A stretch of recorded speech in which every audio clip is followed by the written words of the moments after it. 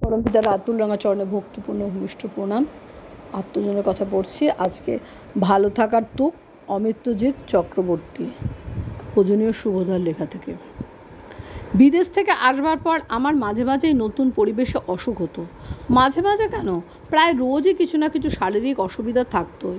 যদিও সেগুলি এমন না যে আমি ঘোরাঘুরি, খেলাধুলা ইত্যাদি করতে পারতাম না। আমি আছি, আর সাথে সাথে অস্তিত্বও আছে। দাদুকে মিথ্যে কথা বলতে নেই। আমার দাদুকে মিথ্যে কথা বলাও যায় না। তার চারিত্রিক তেজে যে কোনো মানুষেরই চরিত্র অন্তত তার পরিসীমার মধ্যে থাকলে শুদ্ধ হয়ে যায়। আসল লড়াইটাই ওই পরিসীমার মধ্যে থাকাটা। অনিয়ন্ত্রিত বৃত্তি প্রবৃত্তির চাপ বহু সময় থাকতে দেয় না, কিন্তু আমি দেখেছি তার ইষ্টপ্রেমের পরশে ওই চাপ ভেঙে যেতে। রোজ দাদুর ঘরে যেতাম যখন, তিনি আমি কেমন আছি জিজ্ঞাসা করতেন। আমি রোজই বিস্তৃতভাবে আমার কি হয়েছে বলতাম। কয়েকদিন এভাবে হওয়ার পর একদিন আমার ওই প্রশ্নের উত্তরের পর দাদু বললেন, ভালো বলতে হয়। বয়স কম ছিল কিন্তু বুঝতে পারলাম, ভালো বলতে বলতেই ভালো থাকা যায়, হওয়া যায়। শরীরে ভালো থাকার সঙ্গে মানসিক ভালো থাকা যে জড়িয়ে আছে তা তো অবশ্যই। মিথ্যে বলা হবে তাও না, যা অস্তিত্বকে বাঁচায় ও বৃদ্ধি পাওয়ায় তাই তো সত্য। তাই বরং তখনই সত্য বলা হবে। ভালো বলার অভ্যাস তখন থেকে হলো। বলতে বলতেই সেই অবস্থাতে থাকবারও অভ্যাস হলো, বা যাতে থাকা যায় তার জন্য চেষ্টা করবারও অভ্যাস হলো। সহজ কথা, সহজ ভাব। দাদুর কাছে শিখলাম সোজা কথা বলা। পরীক্ষা কেমন হলো? উত্তরে বন্ধু বলল, মোটামুটি। দাদু বললেন, পরীক্ষা কেবল ভালো আর খারাপ হয়, মোটামুটি কথাটার মধ্যে খারাপ হয়েছেটাই লুকিয়ে আছে। দাদুর কাছে বসে থাকতে খুব ভাল লাগতো। তার ঘরে একটা অদ্ভুত ধরনের নিশ্চিন্তি অনুভব করতাম। শুধু আমি কেন, যাদের জিজ্ঞাসা করেছি তারাই এই কথা বলেছে বা বলেছেন। ওই ঘরের মস্ত শান্ত জায়গা খুব কমই ছিল। তার একটা কথাতেই মনের মধ্যে এক অদ্ভুত শক্তি জাগ্রত হতো। মনে পড়ে সেই সময় আমার মা, জেঠিমা, কাকিমাদের কোথাও যেতে হলে তারা গিয়ে দাদুকে জিজ্ঞাসা করতেন, বাবা কে যাবে সাথে? দাদু তারপর বলে দিতেন কে যাবে। অনেক সময় তারা নিজেরাই ঠিক করে নিয়ে বলতেন, বাবা ও কি যাবে? তারপর দাদু যা বলতেন তাই হতো।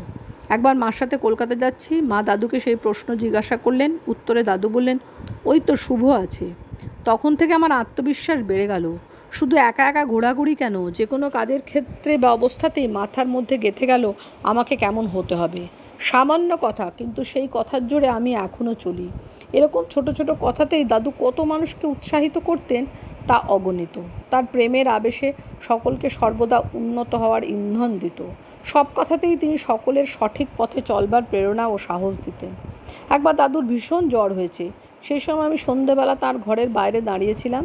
কেউ আমাকে ভেতরে ডাকলো। ঘর অন্ধকার, কেবল একটি ছোট আলো জ্বলছে। দাদু আমার দিকে হাত বাড়িয়ে দিলেন। আমি তার হাত ধরে আস্তে আস্তে টিপতে লাগলাম। আজ পর্যন্ত অত মোটা হাতের হাড় আমি দেখিনি। বিশাল হাত, কিন্তু তুলোর মতো নরম। ওই একবারই দাদুকে মনে পড়ে ছুঁয়েছি। অনেকে ভাবতে পারে নিজের দাদুকে ছোঁয়া এমন কি গৌরবের কথা। তা হতে পারে, কিন্তু আমার দাদু, যিনি কত মানুষের অন্তর ছুঁয়েছেন, তাকে স্পর্শ করাও সত্যি ধন্য হওয়ার মতো ঘটনা। তার ছোঁয়া হৃদয় নিয়ে চলাটাই হচ্ছে আমার জীবনের চরম প্রচেষ্টা। এখন ভাবলে অবাক লাগে, তিনি কত মানুষের আপন ছিলেন, কত মানুষের জীবনসঙ্গী ছিলেন। এখন বুঝি, অনুভব করি, তার কাছে কত মানুষ ভরসা পেত, চলবার আশা পেত। কী করে এমন হয় জানি না। শুধু বুঝি যে মানুষ হতে হলে তার মতো খানিকটা হলেও আমার জীবন সার্থক হয়ে যাবে। আমার দাদু বহু মানুষের জীবন সাধনার উৎসাহ কেন্দ্র। আর আমরা মাঝে মাঝে মনে পড়ে পুরীতে তার সাথে আমার শেষ দেখা। ফিরে আসবো দেওঘরে। বেরোনোর আগে তাকে বলতে গেছি, আমি বললাম, তিনি হাসলেন, আমার দিকে তাকালেন। এখনও সেই চাউনিটা ভুলতে পারি না। ভালো থাকিস, এখন বুঝি সেই চোখের ভাষা। নাতিরা তাদের ঠাকুরদার মতো হয়। প্রার্থনা করি, আমি যদি আমার দাদুর পায়ের ধুলোর মতোও হতে পারি, ভালো থাকাটা হবেই হবে। জয়গুরু বন্দে পুরুষোত্তমম।